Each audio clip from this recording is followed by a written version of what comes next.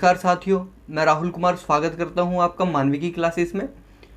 ये वीडियो शीत युद्ध का पार्ट 2 है। तो लास्ट वीडियो में जैसा कि बच्चों हमने जाना शीत युद्ध के कारण, शीत युद्ध का अर्थ और शीत युद्ध के परिणाम, ये तीन चीज़ें हमने जानने की कोशिश करी। आज बच्चों हम जो दो मुख्य परिणामों की, शीत युद्ध के परिणामों की चर्चा करेंगे, वो है दो ध्रुवीय विश्व। दो ध्रुवीय विश्व क्या है और ये किस प्रकार से बना, ठीक है। ये मुख्य परिणाम था, यहाँ से एक नए क्वेश्चन जरूर आता है। और दूसरे जो हम मुख्य कारण की बच्चों बात करेंगे, वो हम पढ़ेंगे शीत युद्ध के दायरे। तो चलिए बच्चों, देर न करते हुए शुरू करते हैं अपना पहला क्वेश्चन। पहला क्वेश्चन हमारा है, दो ध्रुवीय विश्व से क्या अभिप्राय है, ठीक है। शीत युद्ध का मुख्य परिणाम क्या रहा था कि विश्व दो ध्रुवों में बट गया था। तो हमारा पहला ही क्वेश्चन है, दो ध्रुवीय विश्व से क्या अभिप्राय है। तो इसका आंसर जान लेते हैं। देखो बच्चों, जब विश्व दो गुट अमेरिका तथा सोवियत संघ के बीच बट गया, उसे दो ध्रुवीय विश्व कहा गया, ठीक है। विश्व के आधे देश अमेरिकी गुट में शामिल होने लगे तथा विश्व के आधे देश सोवियत संघ के गुट में शामिल होने लगे। जिन देशों ने बच्चों पूंजीवादी तथा उदारवादी विचारधारा को अपनाया, वह अमेरिकी गुट में शामिल माने गए तथा जिन देशों ने समाजवाद और साम्यवाद अपनाया गया, उन्हें सोवियत संघ के गुट से जुड़ा हुआ माना गया। अर्थात बच्चों, दो ध्रुवीय विश्व का मतलब है विश्व का दो गुटों में बट जाना। विश्व का पश्चिमी भाग अमेरिका का समर्थन करता था, अमेरिका की विचारधारा से जुड़ा था, तथा विश्व का पूर्वी भाग सोवियत संघ का समर्थन करता था तथा सोवियत संघ की विचारधारा से जुड़ा था। देखो बच्चों, इस वर्ल्ड मैप पे जो आपको ब्लू कलर की कंट्रीज़ दिख रही हैं, वो सभी अमेरिकी गुट में शामिल थी, और जितनी कंट्री पर रेड कलर का मार्क आपको दिख रहा है, वो सभी यूएसएसआर के गुट में शामिल थी। हमारा अगला क्वेश्चन है बच्चों, दो ध्रुवीय विश्व बनने के क्या कारण थे। अर्थात वो कारण बताने हैं जिन कारण से विश्व दो गुटों में बट गया। विश्व का आधा हिस्सा अमेरिका का समर्थन करने लगा और विश्व का आधा हिस्सा सोवियत संघ का समर्थन करने लगा। तो उसका आंसर है बच्चों, विश्व के छोटे देशों को महाशक्ति से होने वाले लाभ। देखो बच्चों, दो ध्रुवीय विश्व बंटने की शुरुआत कैसे हुई थी। महाशक्ति जैसे अमेरिका है और सोवियत संघ है, उससे छोटे देश जुड़ने लगे, ठीक है। महाशक्तियों से छोटे देश जुड़ने लगे। क्यों जुड़ने लगे? क्योंकि छोटे देशों को महाशक्तियों से अनेक लाभ होते थे। अगला पॉइंट है बच्चों, महाशक्तियों को छोटे देशों से होने वाले लाभ। जिस तरीके से बच्चों विश्व के छोटे देशों को महाशक्तियों से लाभ हो रहे थे और वो महाशक्तियों के साथ जुड़ रहे थे, ठीक उसी तरीके से महाशक्तियों को भी छोटे देशों से बहुत सारे लाभ थे, जिस कारण महाशक्तियां छोटे देशों से अपना संबंध बना रही थी और विश्व दो गुटों में बट रहा था। अगला पॉइंट है बच्चों हमारा, विचारधाराओं का प्रभाव। देखो बच्चों, दुनिया में विचारधाराओं का युद्ध चल रहा था। अमेरिका पूंजीवाद का समर्थन करता था और सोवियत संघ समर्थन करता था साम्यवाद का, ठीक है। तो जो भी देश साम्यवाद या समाजवाद को अपनाता, वो सोवियत संघ से जुड़ा हुआ मान लिया जाता, और जो भी देश पूंजीवाद या उदारवाद को अपनाता, वो अमेरिकी गुट में सम्मिलित मान लिया जाता। अगला बच्चों हमारा क्वेश्चन है, अल्पविकसित देश महाशक्तियों के साथ क्यों जुड़ रहे थे। छोटे देश महाशक्तियों के साथ क्यों जुड़ रहे थे तथा महाशक्तियां छोटे देशों के साथ संबंध क्यों बना रही थी। दोनों अलग अलग क्वेश्चन है, दोनों को अलग अलग तरीके से समझेंगे। तो बच्चों, छोटे देशों का महाशक्तियों से जुड़ना तथा महाशक्तियों का छोटे देशों से संबंध बनाना मुख्य कारण रहा, जिसके कारण विश्व दो गुटों में बट गया। तो बच्चों जान लेते हैं, छोटे देशों को महाशक्तियों से क्या लाभ थे, क्यों वो महाशक्तियों के साथ जुड़ना चाहते थे। तो उसका पहला कारण था बच्चों, स्थानीय प्रतिद्वंदी देशों से सुरक्षा का वायदा। जैसा कि बच्चों आप जानते होंगे, हर देश का उसके पड़ोसी देश के साथ संबंध खराब रहते हैं और कई बार युद्ध होता है। जैसे कि भारत और पाकिस्तान के संबंध खराब रहते हैं, भारत और चीन के संबंध खराब रहते हैं, ठीक उसी तरीके से अन्य देशों के भी संबंध खराब रहते हैं। तो ऐसे में जो अल्प विकसित देश थे, जिनके पास सैन्य ताकत नहीं थी, जो सैन्य और आर्थिक रूप से कमजोर थे, वो अपने पड़ोसी देश यानी कि स्थानीय प्रतिद्वंदी देशों से बचने के लिए, उनसे अपनी सुरक्षा करने के लिए महाशक्तियों के साथ जुड़ने लगे। तो पहला पॉइंट समझ आया आपको, स्थानीय प्रतिद्वंदी देशों से सुरक्षा का वायदा। अगला पॉइंट है बच्चों, जो छोटे देश थे वो सैन्य सहायता के लिए भी महाशक्तियों से जुड़ने लगे। अल्प विकसित देश आर्थिक और सैन्य रूप से कमजोर थे, वहीं दूसरी ओर महाशक्तियां बहुत ज़्यादा ताकतवर थी, ठीक है। तो कुछ सैन्य सहायता प्राप्त करने के लिए भी जो छोटे देश थे वो महाशक्तियों के साथ जुड़ने, इसको एक उदाहरण के साथ समझते हैं बच्चों। जैसे 7th क्लास का बच्चा 12वीं क्लास के बच्चे से दोस्ती कर ले, और वो दोस्ती किस लिए की उसने, कि अगर कोई भी लड़ाई हो तो 12वीं क्लास का लड़का आकर के उसको सहायता दे सके, ठीक है। अगला जो बच्चों कारण है वो है आर्थिक सहायता। जो छोटे देश है वो महाशक्तियों से आर्थिक सहायता के लिए भी जुड़ते थे ताकि उनके देश का विकास हो सके। तो अभी तक बच्चों हमने जाना कि छोटे देश महाशक्तियों के साथ क्यों जुड़ रहे थे। अब हम जान लेते हैं कि ऐसे क्या कारण थे महाशक्तियां छोटे देशों के साथ संबंध बना रही थी, ऐसे क्या कारण थे। तो पहला जो कारण था जिस कारण महाशक्तियां छोटे देशों के साथ संबंध बना रही थी वो था महत्वपूर्ण संसाधनों पर कब्जा।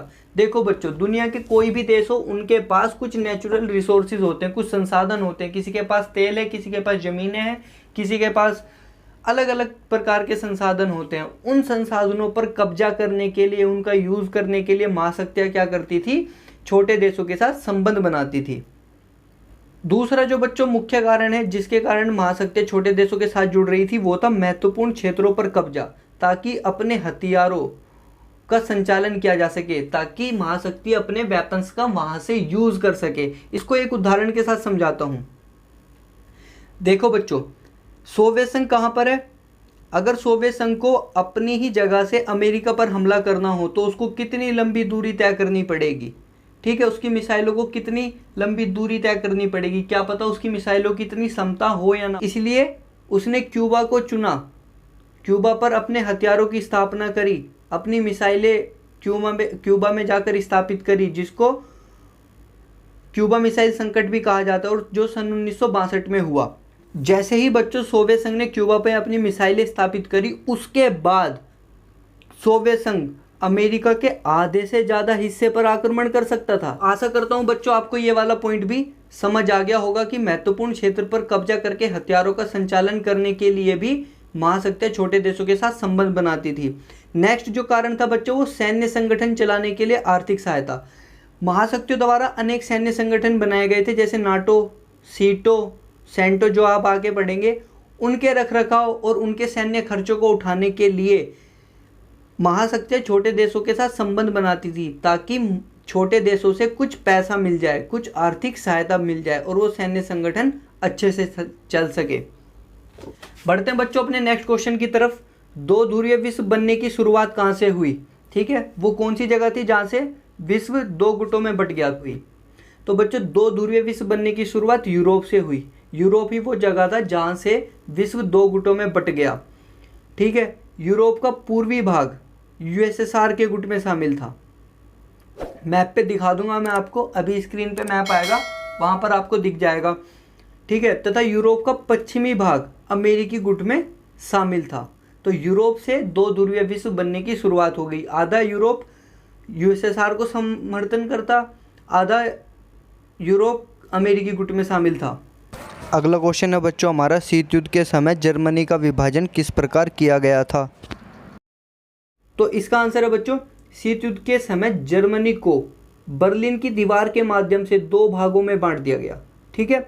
जर्मनी का पश्चिमी हिस्सा अमेरिका के नियंत्रण में था, ठीक है, तथा पूर्वी हिस्से पर सोवियत संघ का कब्जा था। नेक्स्ट जो हमारा बच्चों क्वेश्चन है, शीत युद्ध का प्रतीक किसे कहा जाता है। शीत युद्ध का प्रतीक यानी कि सिंबल किसको कहा जाता है। तो बच्चों इसका आंसर है, शीत युद्ध का प्रतीक बर्लिन की दीवार को कहा जाता है, क्योंकि बर्लिन की दीवार ही वो जगह थी जहां से विश्व दो गुटों में बंटना शुरू हो गया। आशा करता हूं बच्चों आपको समझ आ रही होगी वीडियो। अगर आपको कुछ भी समझ नहीं आता है तो आप कमेंट करके जरूर बताएं, ठीक है। हम आपकी समस्या को सॉल्व करने की जरूर कोशिश करेंगे। नेक्स्ट जो बच्चों हमारा क्वेश्चन है वो है, महाशक्तियों ने विश्व को दो गुटों में बांटने के लिए क्या किया। महाशक्तियों ने विश्व को दो गुटों में बांटने के लिए सैन्य गठबंधन बनाने शुरू कर दिए, ठीक है। विश्व के देशों के साथ सैन्य समझौते करने शुरू कर दिए। तो नाटो क्या है बच्चों, जान लेते हैं। नाटो एक सैन्य संगठन है जिसको अमेरिका ने पश्चिम यूरोप के 12 देशों के साथ मिलकर बनाया, ठीक है। एक क्वेश्चन और पूछते हैं, वो नाटो की फुल फॉर्म बताइए, ठीक है। तो नाटो की फुल फॉर्म है नॉर्थ अटलांटिक ट्रीटी ऑर्गेनाइजेशन, ठीक है, इसको याद रखना है। नाटो की जो फुल फॉर्म है वो है नॉर्थ अटलांटिक ट्रीटी ऑर्गेनाइजेशन। और ये कब बनाया गया, ये भी डेट याद रखनी है, ये बनाया गया 1949 में। अगला जो बच्चों हमारा क्वेश्चन, नाटो का उद्देश्य बताइए, ठीक है। नाटो जो सैन्य संगठन था उसके उद्देश्य क्या थे। सबसे पहला उद्देश्य था नाटो में सम्मिलित देश, यानी कि नाटो में जो भी सम्मिलित देश हैं उनके बीच राजनीतिक व सैन्य सहयोग स्थापित करना।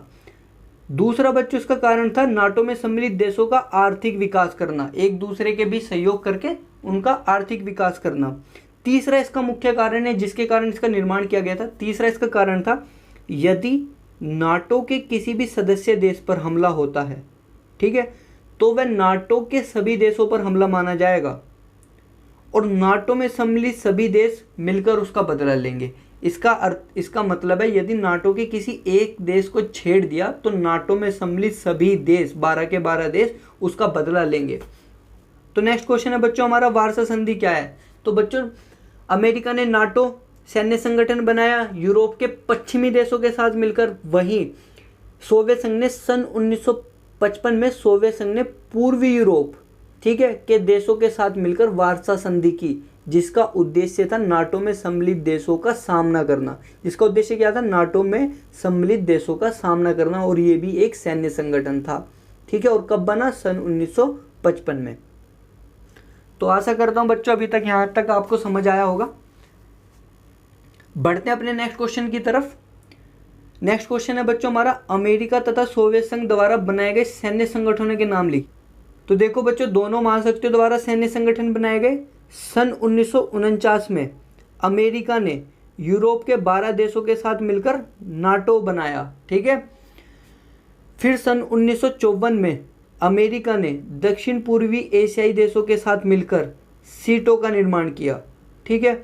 और सन 1955 में अमेरिका ने मध्य एशिया के देशों के साथ मिलकर सेंटो का निर्माण किया, यानी कि अमेरिका ने यूरोप पर भी अपना नियंत्रण स्थापित किया, दक्षिण पूर्वी एशिया में भी और मध्य एशिया में भी, ठीक है।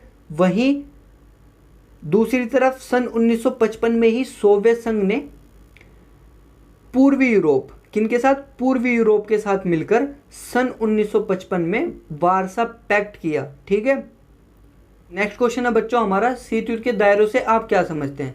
देखो बच्चों, शीत युद्ध के जो परिणाम हुए थे उनमें सबसे मुख्य परिणाम शीत युद्ध के दायरे भी था, जिसको प्रॉक्सी वॉर भी कहा जाता है, ठीक है। जहां पर महाशक्तियां सीधे तौर पर तो नहीं लड़ी, लेकिन लड़ाई में इन्वॉल्व थी, लड़ाई में जुड़ी हुई थी, या लड़ाई करवाने का कारण दोनों महाशक्तियां ही थी, ठीक है। इसको डेफिनेशन के साथ समझते हैं। वे घटना या परिस्थिति जहां दोनों महाशक्तियों के बीच संघर्ष बहुत ज्यादा बढ़ गया और युद्ध होने की स्थिति बन गई, उनको क्या कहा गया, शीत युद्ध के दायरे, ठीक है। इसके कुछ एग्जाम्पल देख लेते हैं बच्चों, जहां पर दोनों महाशक्तियों के बीच संघर्ष और तनाव की स्थिति बनी या युद्ध हुआ। तो इसका पहला उदाहरण है कोरिया संकट, जो सन 1950 से सन 1953 तक हुआ। बर्लिन की नाकेबंदी सन 1948 में हुई। वियतनाम युद्ध, ठीक है। अफगान संकट, सोवियत में हंगरी का हस्तक्षेप सन 1956 में, और क्यूबा मिसाइल संकट।